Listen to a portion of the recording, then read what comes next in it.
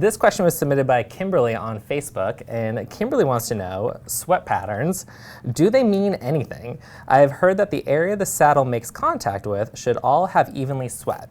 But other experts have said sweat on the back is really only from friction, so if you have a palm hand-sized dry spots behind the withers on both sides, that is okay, because you don't have a saddle that moves too much under your stirrup bar, causing friction sweat, which would indicate a good saddle fit. What is appropriate for saddle sweat patterns, or are sweat marks not something to be concerned about necessarily? Kimberly, thank you for the super in-depth question with lots of information for us to work off of. Definitely, and it is again another big topic of discussion. Horses sweat. Shocking. Right? It is not really a reliable source to say yes, your saddle fits or it doesn't, because each animal is different and they all move differently. Okay. As we move differently in our strides. So sometimes dry areas, you'll see the dry areas underneath, just behind the wither, like in her, she's asking her question. It can be a good sign that as the horses are moving with their bilateral movement, some air is getting in and keeping the area dry and allowing the muscles to expand and contract underneath the saddle. Because as they're moving, that scapula is moving, which is opening that area up. Right, like when you pick the foot up to pick the foot out, you get that hollow behind the scapula. So it's the same motion that it swings and you get that little divot.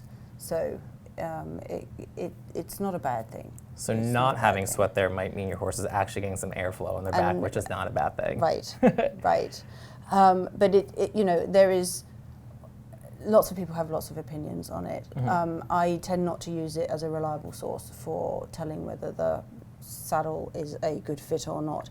Sometimes you might find more sweat on one side than the other.